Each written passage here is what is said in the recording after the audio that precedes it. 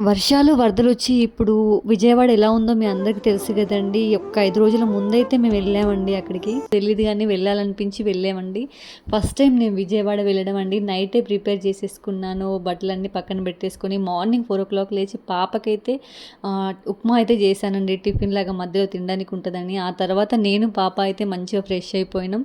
ఇక రెడీ అయ్యి కార్‌లో అయితే ఎక్కేసాం చూడండి. ఇక స్టార్ట్ అవ్వగానే భలే అనిపించింది. నాకైతే కార్ పడదండి.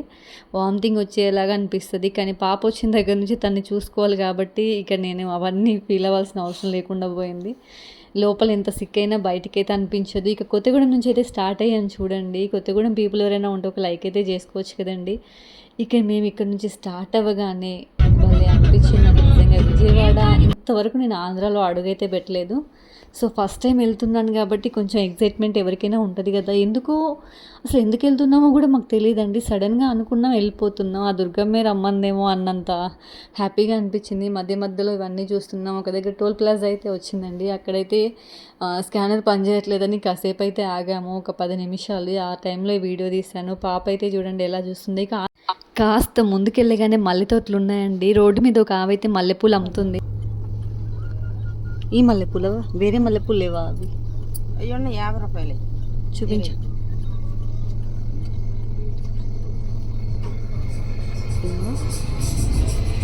ఏవి తీసుకుందామండి?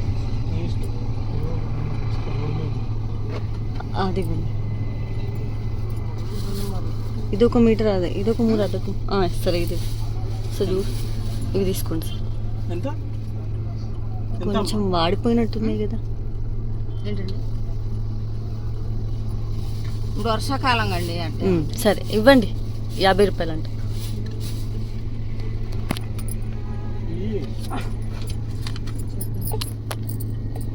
ఆవిడ 50 రూపాయలు అంటే మూరకి 50 రూపాయలు ఇచ్చేసావు ఏంటి, బేరం ఆడలేదు ఏంటని మా ఆయన అయితే అన్నాడండి. ఎందుకులే ఇక ఊరికే అని ఊరుకున్నాను. మన ఆడవాళ్ళు ఎక్కడికి వెళ్ళినా బేరం ఆడడం మాత్రం అది కామన్ కదండి. ఇక ఆంధ్రాలో అడుగు పెట్టేసాను చూడండి. భలే అనిపిస్తుంది. ఆ కొండలు అవన్నీ భలే బాగున్నాయి. నాకైతే భలే అనిపించింది. పాప చూడండి పూలతో అయితే మంచిగా ఆడుకుంటుంది. ఇక ముందుకు వెళ్ళేసరికి అయితే విజయవాడ అని అయితే బోర్డు ఉందండి. వెల్కమ్ టు విజయవాడ అని. ఇక ముందుకు వెళ్తుంటే చూడండి ఇట్లా బ్రిడ్జ్ అయితే ఉంది. ఇక ఇప్పుడైతే ప్రజెంట్ ఇదంతా మునిగిపోయిందండి. మేము అప్పుడు వెళ్ళేప్పుడైతే భలే బాగుంది. ఎందుకో కావాలని ముందుకు వెళ్ళామేమో అనిపించింది. ఇక ఇక్కడైతే కొబ్బరికాయ, పూలు ఇవన్నీ తీసుకున్నామండి అమ్మవారి కోసం. ఇక అక్కడ ఎంత హడావిడిగా ఉందండి. నాకైతే భలే అనిపించింది. వాళ్ళు 15 అంటున్నారు. మనం 15 రూపాయలు అంటాం కదా, వాళ్ళు 15 అంటున్నారు. ఇక అమ్మవారి గుడి దగ్గరికి అయితే వచ్చేసాను చూడండి. అక్కడ ఒక షెడ్ ఉందండి. అక్కడ ఎవరైనా కూర్చునే వాళ్ళు ఉంటే కూర్చోవచ్చు. ఐస్ క్రీమ్స్ అమ్ముతున్నారు. ఇక ముందుకెళ్తే ఇక్కడ వీళ్ళు అయితే భలే అమ్ముతున్నారండి. కానీ ఆల్రెడీ మేము బయట తీసుకున్నాం కాబట్టి ఇక్కడైతే తీసుకోలేదు.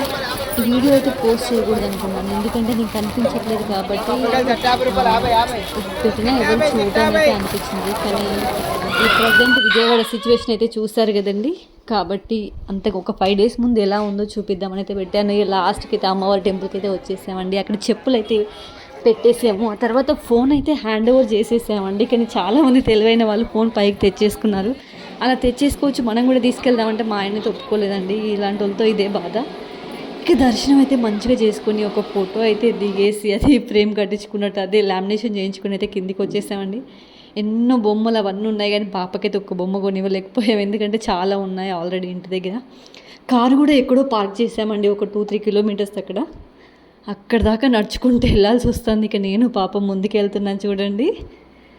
ఇక ముందుకు వెళ్తూ ఉంటే అక్కడ వింత అంటే డిఫరెంట్ టైప్స్ ఆఫ్ పీపుల్ కూడా ఉంటారు కదండి. కొత్తగా చాలామంది వచ్చింది. ఇక మళ్ళీ చౌరస్తా దగ్గరికి అయితే వచ్చేసాం. పాపకైతే ఒక క్యాప్ కొందాం అనుకున్నామండి. చూడండి అది వచ్చేసి 170 రూపీస్ అలా పడింది. కొత్తగా పెళ్ళైన వాళ్ళు బోనం ఎత్తుకుని అయితే వెళ్తున్నారు. ఇక ఇక్కడైతే అన్నీ ఉన్నాయండి. అన్నీ కొనుక్కోవాలనుకున్నా. మా ఆయన అయితే కొనుక్కుంటావా అని అడిగాడు కానీ కొనుక్కో అనలేదు. అందుకని కొనుక్కోలేదు. అన్నీ చూపిస్తున్నారు. ఇక ఈ గ్రీన్ కలర్ ఆటోకి ఎల్లో కలర్ ఆటోకి మీకు తేడా తెలిస్తే చెప్పండి. మా కార్ అయితే ఎక్కడో ఉందండి. అక్కడికి వెళ్ళేసి ఇక కార్లో ఎక్కేసామండి. మా ఆయన ప్రకాశం బ్యారేజ్ చూస్తామని అన్నారు. సరే చూద్దాం అనేసి తీసుకెళ్ళమన్నాను. చూడండి ఇప్పుడు ఎంత బాగుందో ఆకాశం చూడండి, బ్లూ కలర్లో. ఆ కింద వాటర్ ఇప్పుడైతే కంప్లీట్గా కింద మొత్తం వాటర్ వచ్చేసాయండి.